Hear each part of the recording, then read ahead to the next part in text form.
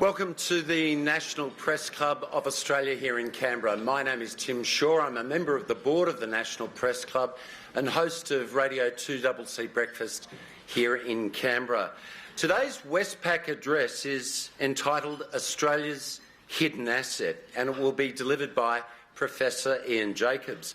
The professor has been the chair of the Group of 8 universities since February 2018. The Group of 8, Australia's leading universities, leading excellence, leading debate. He's also President and Vice-Chancellor of University of New South Wales. He trained in medicine at Cambridge University and the University of London, and for the 30 years has led a research team working on screening for ovarian cancer. The topic of this address today, part of the answer could be contained in the economic impact of Group 8 universities prepared by London Economics. You can follow this conversation on Twitter at PressClubAUST or #NPC. Ladies and gentlemen, will you please welcome Professor Ian Jacobs.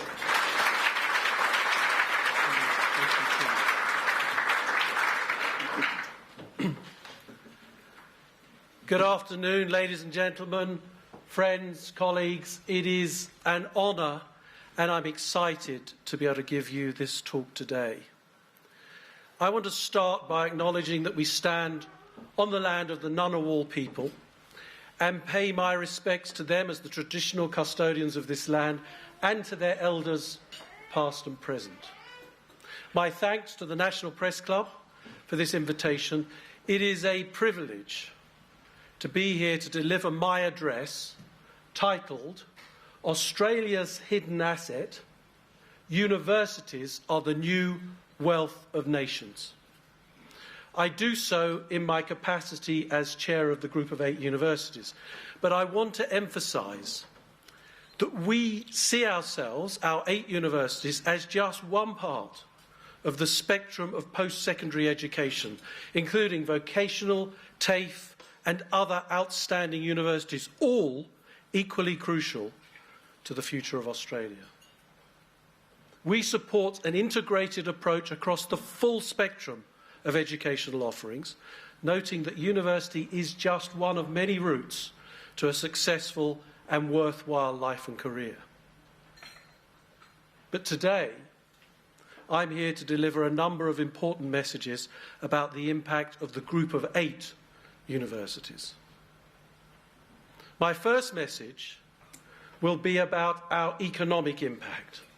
Billions of dollars, as set out in the report commissioned from London Economics, which I launched today.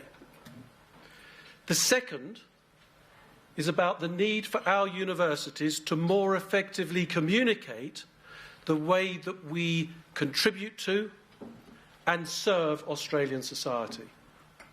And my third is a call to action. A call to action to increase business-university collaboration and drive the research pipeline from discovery to commercialisation to maximise Australia's future prosperity. But before I make these points, I want to talk briefly about the role of higher education as a pillar of the economic well-being and the social progress of nations. Australia is a higher education exemplar.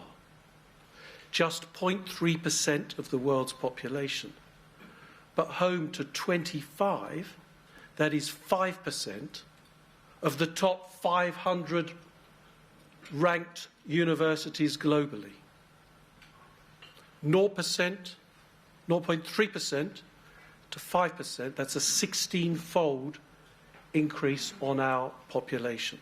On a per capita basis, our Group of 8 universities are better represented in the QS Top 100 ranking of universities across the world than the higher education giants of the US and UK. The history of Australia's universities began in 1850, when William Charles Wentworth sought to establish the University of Sydney to give, and I quote, the opportunity for the child of every class to become great and useful in the destinies of this country. I share Wentworth's vision, and I feel passionately about this objective being achieved in Australia and on a global scale. Like many of my generation in Western democracies, I was the first in my family to go to university. My father left school at 15 to work in a factory, but my parents recognised the value of education, and they encouraged me through my studies at the University of Cambridge. That provided me with a fulfilling career as a doctor, a surgeon, a medical researcher, a charity worker, and now as a university leader. Working and travelling in many countries, I've witnessed the joy and the satisfaction, the educational opportunities, both academic and vocational, can bring to people of all backgrounds. We've come a very long way since Wentworth's time. Outstanding universities have been critical to the social and economic success of Australia, and globally, there is a direct link between periods of university expansion and periods of economic growth, like the industrial and commercial revolutions. And that trend continues today. We're witnessing the massive expansion of universities in China and now India, alongside an extraordinary pace of economic development. It is indisputable that education is a key to breaking entrenched disadvantage and a major contributor to reducing inequality worldwide. Adam Smith's book, The Wealth of Nations, published in the 1700s, maintained that if individuals act in their own interests, the whole nation will benefit. In his recent book, The New Wealth of Nations, Indian economist Surjit Bala argues that the true key to prosperity today is providing individuals with an education. Education is the new wealth of nations. As Bala notes, the Industrial Revolution transformed lives primarily in the Western world, but the Education Revolution has transformed lives all over the world. When the University of Sydney was established, just 10% of the world was literate, and wages had been stagnant for centuries. Today, 86% of the adult global population is literate. Millions of people have been lifted out of poverty, and human capital achieved through education is even more valuable globally than any financial asset. Like financial assets, it yields income and a myriad of other benefits. Unlike financial assets, it cannot be hoarded or lost, and it's a powerful force for equality. As our Prime Minister acknowledges, the most valuable resource we have in our nation is not under the ground, it's walking around on top of it. Knowledge, the original renewable resource, is our most precious commodity in this high-tech world. And Australia, courtesy of our post-secondary education sector, generates it in abundance. So, against that backdrop, I come to my first message about the economic impact of the Group of 8 universities. I'm grateful for the contribution of our Chief Executive, Vicky Thompson, and my colleague Group of 8 Vice-Chancellors, Glyn Davis, Dawn Freshwater, our Deputy Chair, Margaret Gardner, Peter Hoy, Peter Rathjen, Brian Schmidt, and Michael Spence in commissioning and guiding the work that I now present. For clarity, colleagues, that was in alphabetical order, not in order of importance.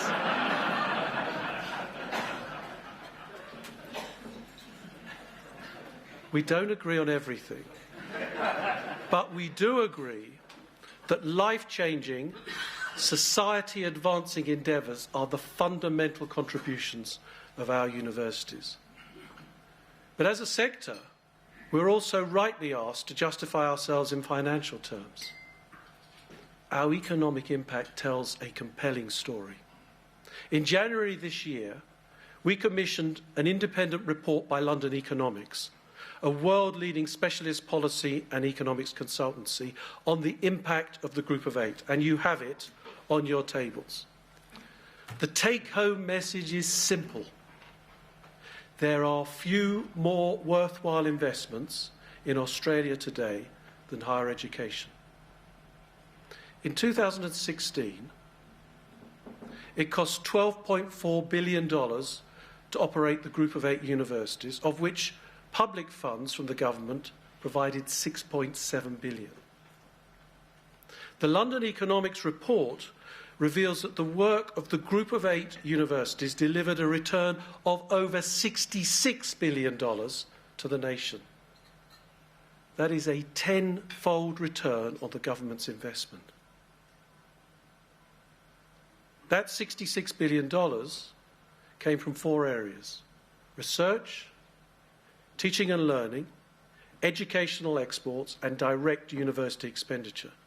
I'll share some highlights, and the full report is available to you today. Astonishingly, every $1 of public funding spent on Group of Eight university research generated $9.67 across the rest of the Australian economy. Worth emphasising. Every $1 of public money invested in our research generates a roughly tenfold return for the Australian economy. And I should note that London Economics, and I'm delighted that the team are here today, adopted a very conservative methodology. Clearly, funding research is an astute investment in the future of the nation. But that's not where the impact ends. Every 1,000 jobs created within the Group of Eight universities supports more than 2,400 jobs throughout Australia. And while the Group of Eight's more than 100,000 overseas students bring a depth and breadth to campus life that's impossible to quantify, it's their economic contribution we focus on in this report. For every 3 overseas students studying at a Group of Eight university, $1 million of economic activity is generated in other parts of the Australian economy. That's because, as well as working hard, our international students experience our lifestyle. Beyond tuition fees, our students go out to cafes, restaurants, and to see movies. They pay rent and bills, they buy food, they use public transport, and their friends and family come in very large numbers to visit as tourists. According to the London Economics report, the average non-fee expenditure per student during the course of their studies is $51,000. That's non-fee expenditure, totalling $8.5 billion for our 2016 student cohort, supporting more than 29,000 Australian jobs. And those are not jobs for academics or university administrators. They're jobs out in the community: chefs, waiters, taxi drivers, shop assistants, workers in construction, private enterprises, and in tourism. And the economic return is not just confined to the period that international students study in Australia. The Prime Minister, speaking about international education last week, said that Australia's ability to capitalise on the opportunities of the Indo-Pacific depends on strong links to the region. In his words, the education sector has the capacity to influence this like few other industries. The connections forged, the money spent, the jobs created are impacts of a dynamic university sector, but they often go unrecognised or they're hidden from view. And the fault for that lies with us. And so, the second message I want to convey today begins with a mea culpa. There are some important exceptions, but on the whole, universities have not excelled at communicating their worth. And I believe that that contributes to the current climate of criticism. There's a perception, not just in Australia, that universities have failed to adapt to meet contemporary needs. And there appears to be a lack of understanding of what universities offer our nation, socially and economically. We have not taken the community, the taxpayers, who fund so much of what we do, along on our journey. And we need to improve communication with the community we serve and make that $66 billion annual return from Group of 8 activity real to the Australian public. One powerful way to explain that is to show what that amount of money would allow the government to provide for the Australian people on a yearly basis. It is sufficient to entirely cover welfare payments for the aged. Remarkably, it is twice the cost of Medicare. It's more than enough to pay for the government's entire education budget or its entire defence budget. Such is the economic power of the education and research at just 8 Australian universities. But there's more, because beyond the dollars, we must communicate the real-world social impact of Australian universities. Our photovoltaic researchers, as just one example, have constructed solar cells for more than 40 years, even when nobody understood the potential of their research. Now this work has a key role in addressing climate change, providing progressively cheaper renewable energy generation across the world. Another example close to my heart, having spent most of my career caring for women with cancer and doing research in this area, is the Gardasil Vaccine. This is an extraordinary tale of scientific brilliance, healthcare advances, and partnership between academia, industry and government, none of which I should emphasise has anything to do with me. It is a great Australian story, based on the brilliant research of Ian Fraser and the late Zhan Zhu, whose work at the University of Queensland made it possible to develop a vaccine to prevent this devastating disease. It's been a resounding success financially, with returns to Australia exceeding $1 billion to date. But its benefits are much, much greater than that. Preventing cervical cancer means less stress on healthcare, less productivity loss through illness, and less reliance on welfare payments. Transcending all of that is the human element of the Gardasil discovery. I've witnessed firsthand how devastating cervical cancer can be. I saw too many women in the UK die of this cancer despite the latest therapy.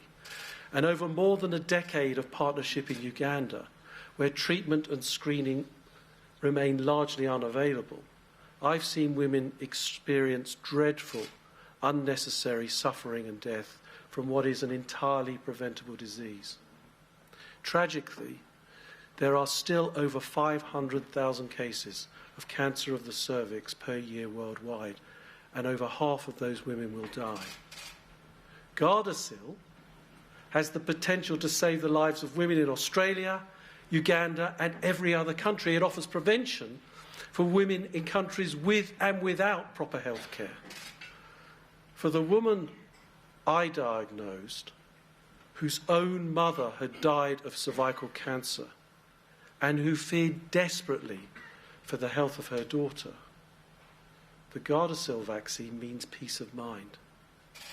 How do you put a dollar figure on that? You simply cannot put a price tag on the prevention of pain and suffering for the person diagnosed or for their loved ones. And yet, surely, that's the greatest value. That's the real impact of our research. That's how it benefits the Australian people and how it can become a gift to people around the world. Is there anyone who would claim that the time, energy and funding that went into Gardasil, or solar energy for that matter, was wasted? A recent Science and Technology Australia survey showed that 94% of respondents believe science and technology is important to their well-being. And 78% think that we should be investing more in research. So why is there a disconnect between that public support and real-world investment. It's up to the university sector to communicate clearly to Australians the research that's being done, why it's important, and why they should champion the cause of research in Australia. For our part, Group of 8 universities can better communicate our work and our pride in our research achievements. There are many. University of Melbourne's life-changing cochlear implant, the University of Sydney's non-invasive positive pressure treatment, and I believe Professor Colin Sullivan is here today. Monash University's work to improve access to mental health services, ANU researchers' quest to preserve Indigenous Australian languages that are at risk of extinction, University of Adelaide's world-leading winemaking and viticulture research, UNSW work in zero waste recycling and producing green steel, led by Veena Sahajwala, who is also with us today.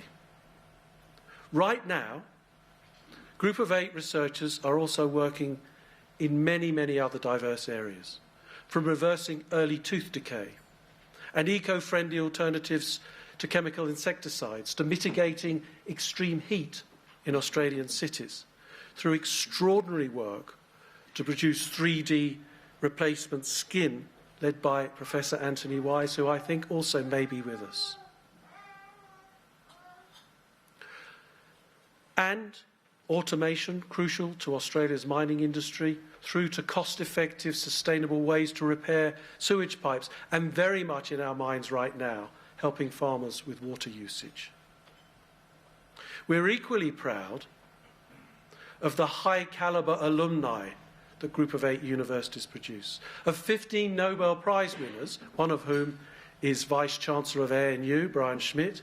10 were Group of 8 educated, as were 8 of the last 10 Australian Prime Ministers. And our former students continue to achieve across the board. Amongst them, the start-up Tritium, building super-fast charging stations for electric vehicles, the first female CEO of the Macquarie Group, and recently you will have heard of Akshay Venkatesh, born in Delhi, educated in Australia, and a graduate of the University of Western Australia, who recently won the equivalent of the Nobel Prize for Mathematics, the Fields Medal. Congratulations to Dawn and UWA colleagues with us today. That is just a mere fraction of what Group of 8 universities have produced. And given that we graduate more than 96,000 students each year, our footprint will continue to grow. It's a good news story, and one that we want to share. As chair of the Group of 8, and with the support of Chief Executive Vicky Thompson and Deputy Chair Dawn Freshwater and my colleague VCs, we've developed an engagement strategy to better communicate the role of universities in the public sphere, and to place the Group of 8 at the centre of the big picture national conversations the sector and the nation needs to have. That will involve a concerted, ongoing effort to enhance our communication with the Australian people and increase links with industry and business, the media, politicians and our alumni. It will, of course, also involve our students, who have so much to contribute to this discussion. Last month, along with senior staff from other Group of 8 universities, and as part of our engagement initiative, I spent 2 days at a brainstorming event with Group of 8 student leaders. It was a joy. I was excited by the energy, ideas, emotional intelligence and the enthusiasm of this group. And, importantly, by their commitment to the importance of communicating the public service role of universities. I'm delighted that some of those students, future leaders of Australia, are here today on table 26. Welcome. They have a key role to play in explaining the public good of our universities. So, to my third and final point. That is,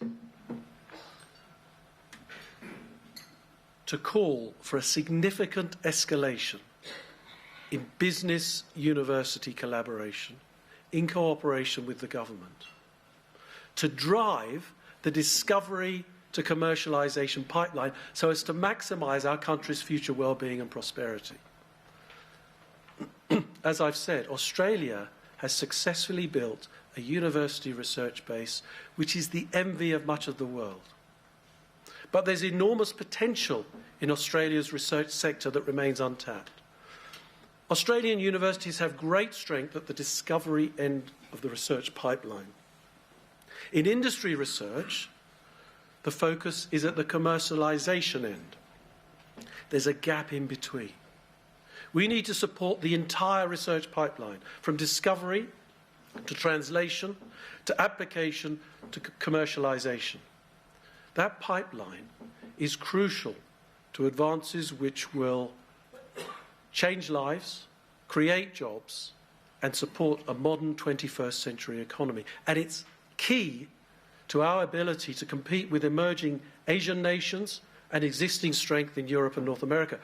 While Group of 8 universities have, as I've said, enjoyed important successes with our research being commercialised here in Australia and jobs being created here in Australia, there are many stories of lost commercial opportunity because we've not had the money or the willing partner to complete the discovery to commercialisation pipeline. The solar research I mentioned is a case in point. Developed in Australia, but eventually finding commercialisation success overseas. Do we really want the economic return on the next big thing discovered by Australian researchers to land here and create jobs here or in another country? If the answer is here, and of course it is, then we as a nation need to take action. We thank successive governments for their vision in investing in research capacity in Australia, and we ask them to continue to invest in this area where Australia has a globally competitive edge. Today, worryingly, we face the reality that not only has Australia's investment in R&D declined for the first time in 2 decades, but we lag internationally.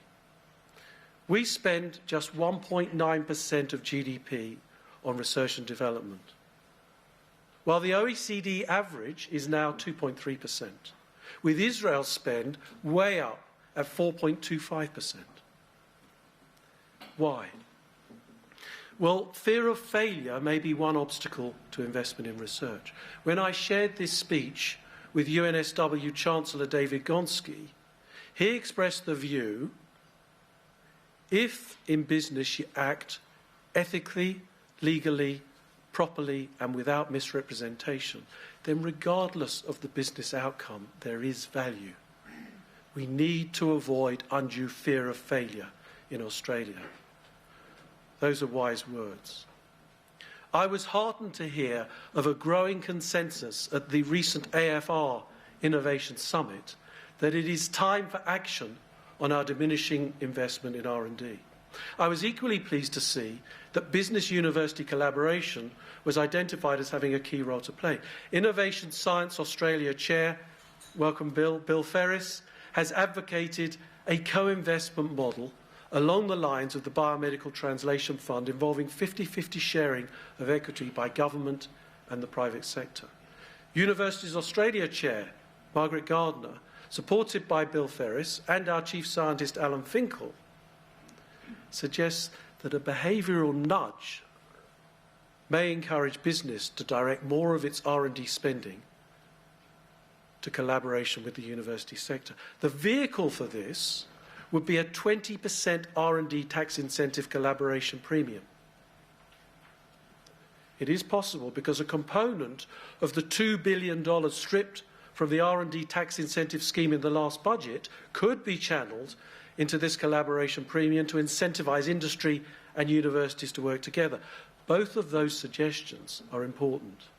And Innovation Minister Michaelia Cash has indicated that the government will consider them in a future budget. Another option that I've proposed is for the government to fill the translational gap for non-medical research, just as the Medical Research Fund fills that gap for medical research.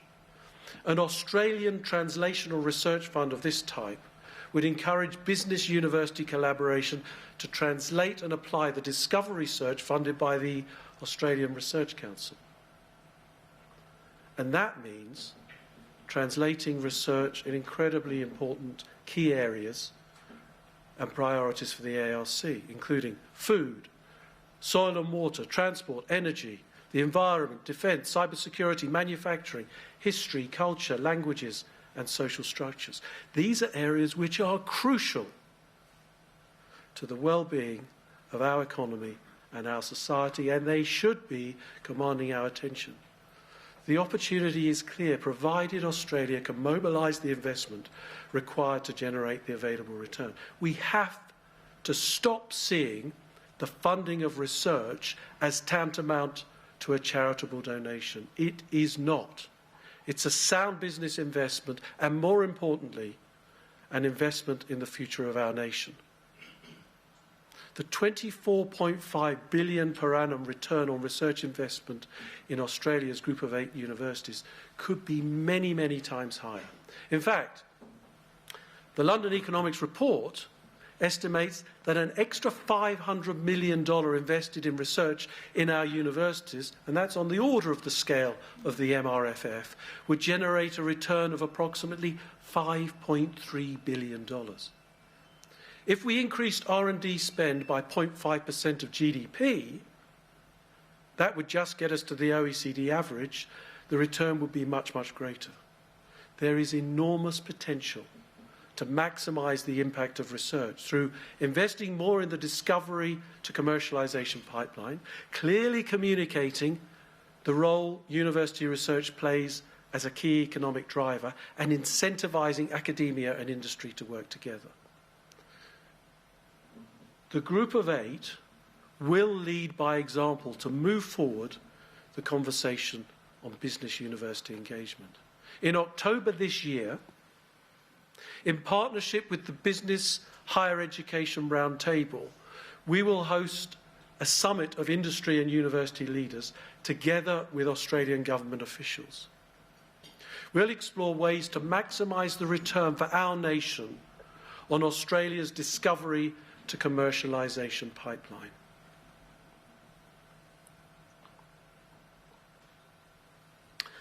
In conclusion, the Group of 8 universities believe that it is time to forge a new relationship with government, business and the Australian people. In making this commitment, we offer the London Economics Report as evidence of our confidence in the economic value of education and research. Our commitment is made as hubs of knowledge and independent thought, as champions of freedom, openness, human rights and justice, and as a force for increasing prosperity and equality. We believe that universities can serve Australian society in navigating the challenges and opportunities of our age. The Group of 8 universities is committed to ensuring that Australia maintains its place as one of the most prosperous, advanced and socially responsible countries in the world, and that Australians value and take pride in the leading role of the higher education sector in fulfilling that aspiration. Thank you.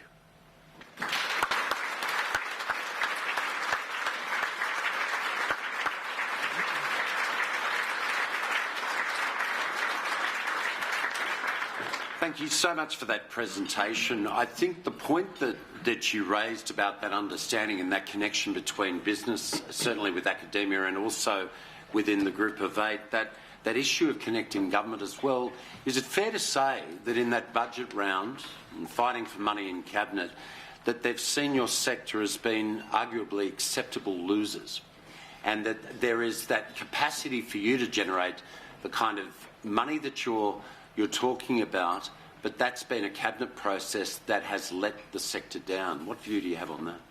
I think that one of the key points we're trying to make is that the higher education sector, the post-secondary education sector generally, and the Group of 8 are a wonderful investment in the future of our nation. Of course, there is immediate public sector cost, but that public sector cost yields an enormous return. And the headline figure is $66 billion. That $66 billion enables wonderful things to happen in Australia. And so we want to change the dialogue from thinking of higher education as a cost to people in Australia to understanding that if you invest in it, the returns are enormous, and we want to work as the Group of 8 with the rest of the sector, with government, with business and with the community to make that happen. Let's go to questions from journalists. John Ross, Times Higher Education. Mr Jacobs, John Ross from Times Higher Education. The London Economics Report shows that international students provide a big slice of the economic benefit to the community that come from the GO8.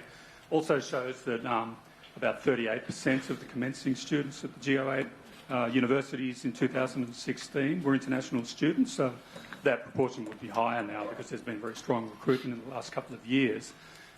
Interestingly, the London Economics Report on the Russell Group in England showed exactly the same proportion, 38%. I guess my question is, obviously, we need a good mix of international and domestic students in the universities so that they can benefit from from engagement with each other. Obviously, if you had 100% domestic or 100% international, then you wouldn't have those benefits of that engagement. So, I mean, is it conceivable that a GO8 university would ever have 100% international students? And if not, what is the upper limit that you would suggest? Well, thank you, John. The last bit of your question is easy. I can't see a Group of 8 university having 100% international students. International students and Australia is an incredible success story.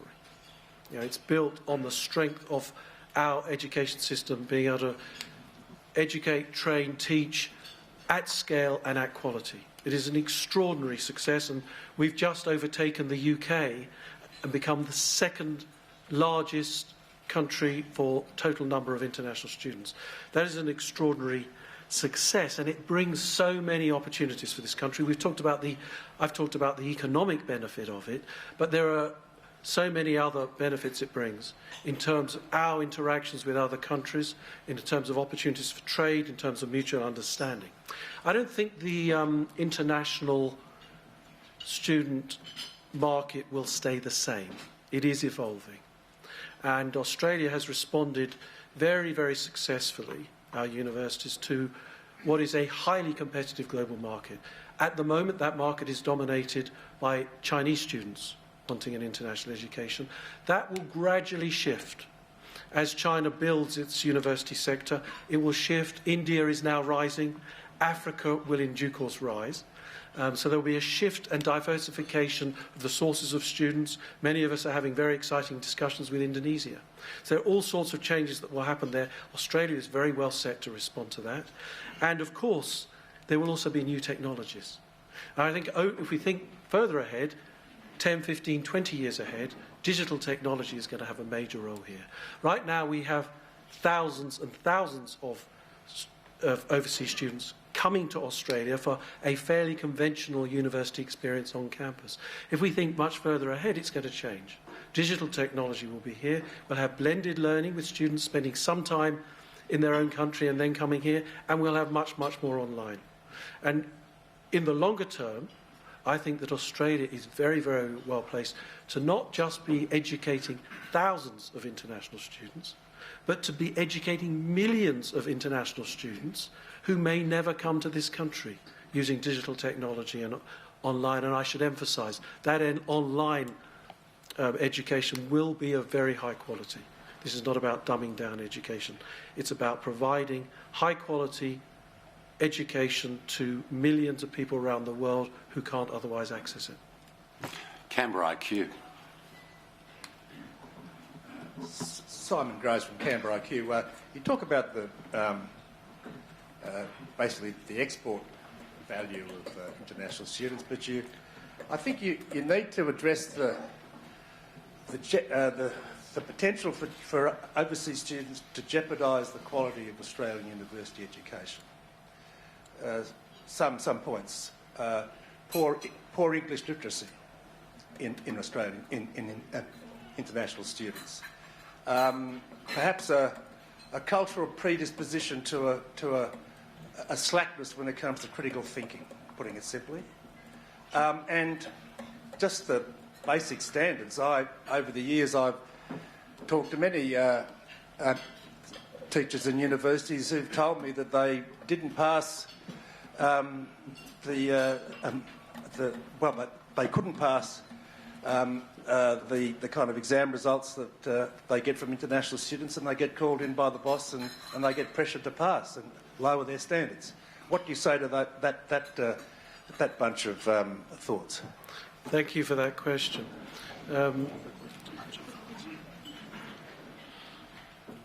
As I've said, I see the international students coming to our country as a great success story of Australia.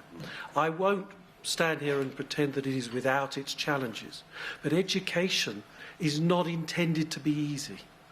Education is challenging. It's especially challenging when you're dealing with different cultures and people whose primary language is not English, but it is often incredibly rewarding, satisfying, and, most importantly, worthwhile when you do that. I am very confident that most students who come from overseas to Australia for an education in the Group of 8 universities get an outstanding experience. The evidence we have is that where there is a mix of overseas and domestic students in our classrooms and in our seminars, it creates a vibrant, exciting culture which influences the way people think about the world for the rest of their careers, and it enhances education. That's not to say that there are no challenges. And where there are challenges, we will address them. I do dispute the suggestion that Group of 8 universities are compromising quality of admission by taking international students. The demand is incredibly high. We are raising our standards both for English to get into our universities and our academic standards all the time. And I personally admire our international students. They're coming to a different culture, a different language, and they make a success. They're outstanding students who contribute to our vibrant university campuses. Just following on from Simon, and I must declare I have a daughter who attends a Group of 8 university, and she's currently on exchange in Indonesia as part of the new Colombo plan. Just on that point of standards, Australian students going out to the world, it's an important exchange. Soft diplomacy, the Foreign Minister refers to it. Do we maybe need to send some of our lecturers as part of that program to be in some of those campuses and looking for some of the best and brightest to look to those opportunities in reverse? I think all of our Group of 8 universities are very, very strong on internationalisation. So part of that, of course, is students coming here. Part of it is we have collaborations between our academics and just about every major university around the world. And that is again, one of the strengths I didn't have time to talk about. But we are also working really hard to encourage our domestic students to not only experience internationalisation through the international students here, but join their degrees to get an opportunity to go overseas. I think that's a really exciting thing. The Colombo plan originally was an inspirational, visionary plan that has had an enormous impact for Australia.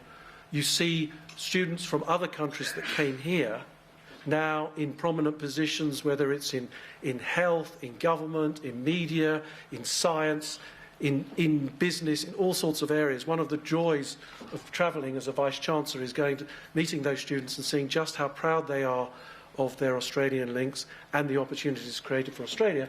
But it's also now working the other way, because our students go to those countries and create those links themselves, and it is wonderful to see our students experiencing the new Colombo plan. Canberra Times. Thank you. Nick Stewart, Canberra Times. Thank you very much for a terrific speech. You really made me understand the difference between teaching and research. I mean, research is obviously so vital and important. Why don't we just grab research and take it out of stop people having to teach junior undergraduates. Take it out from the university sector, free up the universities to actually really get into research and genuinely produce something from it. So that's the first part of my question. The second is outcomes. Both of us have attended the University of London, although I was at King's, and the University of Cambridge, although I obviously didn't do that first. Was my fault doing it the wrong way round? Or alternately, is there more of a need for universities to really actually look at outcomes for the students? I mean, to take, regrettably, and I'm obviously ashamed of this, I am a journalist, and there are something like 2,350 journalists who will graduate, or people who will graduate with a Bachelor of Journalism from Australian universities this year. There are fewer, according to the MEAA, fewer than 100 will actually get a position in the field. What's the point of that? I mean, why don't universities actually follow through and look at the outcomes for students and follow these through? I notice one Geo8 university, whose Vice-Chancellor is here on my right, that they quite rightly don't believe that journalism is an academic subject worthy of inclusion in their university. You know, why? What's this a variation? Okay, thank you, Nick. Nick, thank you so much. I can give another hour's talk if anyone wants on all these things. You raised so many great things there. First of all, King's College and Cambridge. If there's anyone watching out there from King's College or Cambridge, we send our very best wishes from Nick and myself. Yes. And they do provide great education, but actually, King's College and other London universities have their own particular issues with student satisfaction, which is you alluded to that. That is a real concern for the Group of 8 universities. The levels of satisfaction from our students, both international and domestic, are high, but they're not high enough. And I won't go into it in detail, but we are all working really hard. The level of satisfaction is in the 80% sort of level. That's good, but it's not good enough, and there's a lot we could do there. I could talk about that for a long time. I thought perhaps a quick comment on journalism. I think journalism is a great subject to study at university. Not all journalists, not all people who do a degree in journalism may become journalists, but communication is key to just about every sector in our modern society. So I think, and that's a great example of the fact that what you study at university may not be precisely what you do in our 21st century, very rapidly changing knowledge economy, but most of what you study in university will serve you well in the rest of your life. But the key thing I wanted to comment on, that you raised at the beginning of your points, was about teaching and research, getting the balance right in both of those. Now, from my talk, you will be in no doubt how passionate I am about research. The Group of 8 universities are research-intensive universities. We are highly competitive to be amongst the best in the world. We believe that generates enormous economic benefit and other benefit for our nation. But most leading universities in Western democracies for the last 30 years have not given enough attention to teaching. Fundamentally, what are universities about? Fundamentally, education, and it's the title of my talk, is the new wealth of nations. It is education, teaching and learning, that really changes people's lives.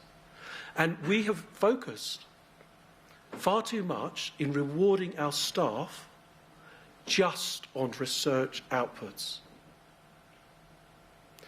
We are in the process, I believe, across the Group of 8 of changing that, of valuing the teaching and learning side much more. And you said, why don't we let some of our people just do research? We do, and we should do.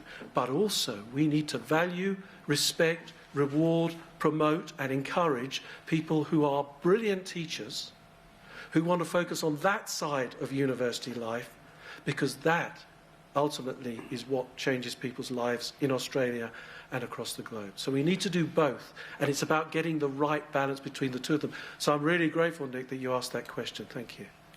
And Australian of the Year profession, Michelle Simmons, certainly comes to mind in regard to that. Keating Media. Michael Keating from Keating Media, Professor Jacobs. You've mentioned business partnerships as one of the keys to universities in Australia in promoting themselves and collaborating to promote their research. Can you give us some examples of how the Group of 8 and its member universities are engaging with business, especially small business, which most Australians work in, to create those collaborative partnerships? And if there aren't enough examples, how do you think and what would you like to see implemented so those partnerships are achieved? Yeah, that's a wonderful question to be asked, because I think it would be fair to say that historically our universities have had a particular focus on the discovery end of the research spectrum. That is, that's not a blanket comment. There are lots and lots of exceptions, and I gave some of them in my talk. We are now in an era where we understand that translation of that discovery and application of that discovery is crucially important, and it is part of the role of universities. I should emphasise that we still believe you have to fund discovery science properly, because if you don't fund discovery science properly, there'll be nothing to translate and apply and commercialise. But we need to be much more engaged at that interface with business and industry, and our students and our staff have a particular role to play in that. So a lot of the Group of 8 universities are investing very heavily in an innovation entrepreneurship environment with student startups, with innovation hubs, and all that goes with that to help drive that process. And you're seeing many more student startups at all of our universities. I mentioned the tritium one. I think that had a link to our students, but there are many other examples. And then, of course, there's the engagement with medium to big to very large business enterprises. And that's another area. I don't think the entire responsibility there it's not a failure. It really is not a failure, because actually there are lots of examples where it's worked. It's not as if we haven't been doing this. It's just that there is more potential there. I already showed that we're generating, in partnership with business and industry and government, $66 billion per annum. Sorry, the research bid is $24.5 billion per annum for the Australian economy. That's a big number. And it comes from about $2.5 billion of research investment. We can do much more than that. The potential is there. What we need to do is find ways, the universities encouraging their academics to engage in that translational applied space and rewarding them for it. And we need to find ways of encouraging industry to engage more with us, industry and business. And that's, I think, one of those things is the R&D tax incentive premium. That is just one example. And I'll just finish by saying there is a gap. I identified it in my talk. It is something that I feel passionately about. There's a gap between discovery and commercialisation in non-medical research. It's visionary that Australia has filled the gap in health-related research with the Medical Research Future Fund. Not everyone is totally happy with the way that's being distributed, but that's a separate issue. We need something similar for non-medical research to link ARC great research in discovery science and translation to commercialisation. John Ross. Hi again, Professor Jacobs. In your lovely reminiscence about Cambridge University days, just now with Nick, you talked about the need to value teaching more. And early in your speech, you talked about the fact that GO8 supports an integrated approach across the full spectrum of educational offerings. So both of these are central recommendations from a recent report from KPMG, authored primarily by Stephen Parker, the ex-Vice-Chancellor of the University of Canberra. The umbrella group of universities, Universities Australia, has essentially come out against that central recommendation about an integrated approach encompassing the whole of tertiary education. So who's going to win this battle of the peak groups? Yeah. I don't think this is a battle. Universities of Australia have made some comments, but I don't think Universities of Australia is fundamental. I can't speak for it, of course. We have the chief executive here. I don't think it's fundamentally against the idea of an integrated approach to the whole post-secondary education sector. I think everyone agrees that the strength of Australia, not just the sector, the future strength of Australia depends upon getting that right. And everyone agrees, and Katrina would agree, and Vicky would agree, that vocational, TAFE, universities in general, and the group of 8 universities all have an important role to play. No one is disputing that. The issues come then in the detail about how would you get distinction between different parts of that sector, how would you distribute the funding? Are you going to separate out research funding from teaching funding? I'm looking around at my group of 8 VC colleagues to make sure I don't get this wrong, but I am very confident that we do support an integrated approach to the sector. We would like to see research funding separately identified so that we are given funding for research, that it is proper, fully economically costed funding for research, and we are expected then to deliver a return to the nation for that research. And we would separately like to see teaching funded at what it really costs. I don't think that the cost of delivering education in all parts of the sector is exactly the same. And different students in different parts of the sector will need different levels of support. I think we need to look at those things very carefully. And another report that came out very recently was about students' finances during their time at university. That's another area that we need to look at very carefully, and that leads on to the fact that across the sector, and particularly perhaps in the group of 8, we are not yet good enough at incorporating all the talent that's out there in the Australian people. Not enough students from a low socioeconomic background, not enough Indigenous students come to group of 8 universities. That is something that all of my colleagues are very, very concerned about. It's a big challenge for us to rise to over the next few years. I think that has to also be considered very carefully in any review of the whole post-secondary education sector. Time for 2 more quick questions. Simon Gross. I'm going to ask you to pull the GO8 disc out of the back of your head and stick your medical researcher disc in. Your expertise is ovarian cancer. There's a lot happening in cancer research generally. Can you give us a snapshot of where the world is at in terms of detection and treatment of ovarian cancer? Aha, that's another hour's lecture. I'll be very glad to come back to the Press Club and give a talk on that topic. As our Prime Minister often says, there is no more exciting time, and in this instance it's for research in health and in cancer. We are in an extraordinary phase. We have amazing advances in prevention. My particular area is prevention of ovarian cancer. We have technology in genomics, which is going to change the world of health. But we also now have new data, approaches to data, which should, if we use them well, enable us to get, and this is the key, to the groups of the population that aren't at the moment accessing the best quality health.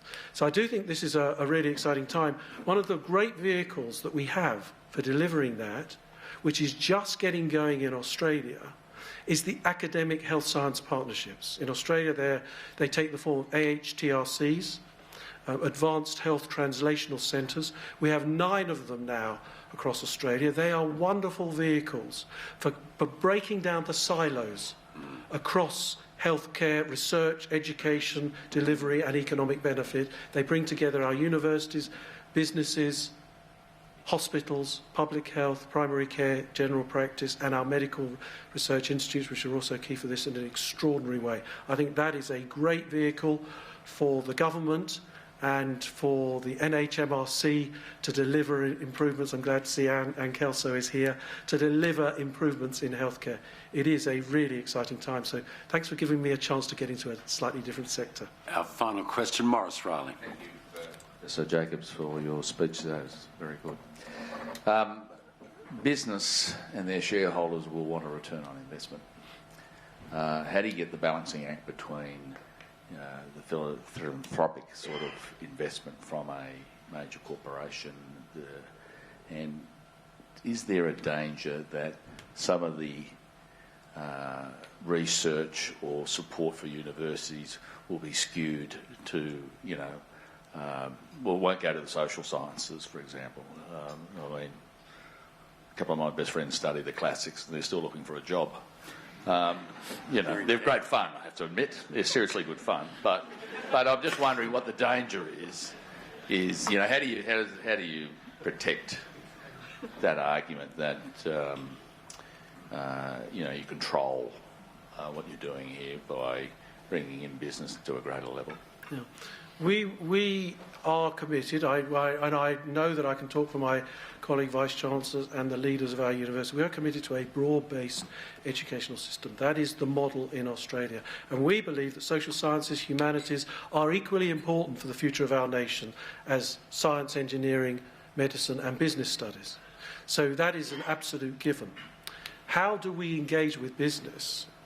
We embrace generating a return for business because, as I've shown, our research, the best thing that can happen when we do our research, even if we don't start out wanting to apply our research, even if it is totally unimaginable what its application could be, some of that research, for instance, immunology, that led to Gardasil, some of that research in the end is applied, and what a joy it is when it's applied and it changes people's lives. So we want our discoveries research to turn into application and then to work with business to turn that into money. We don't regard that as a bad thing.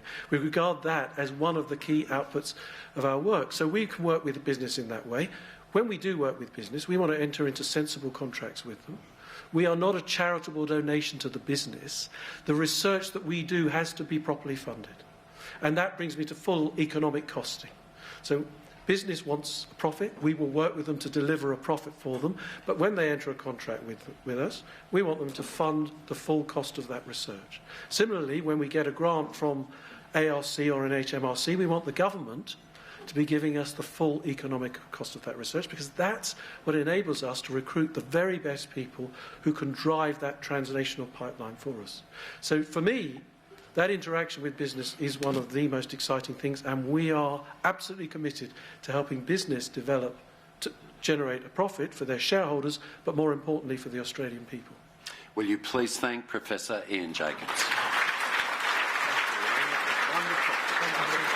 you very much.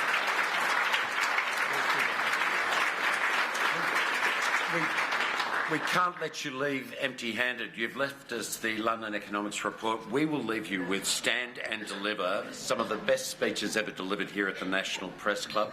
That's for you in your quieter moments. And of course, a membership to the National Press Club. Please do come back. Ian Jacobs, ladies and gentlemen. Thank you so much.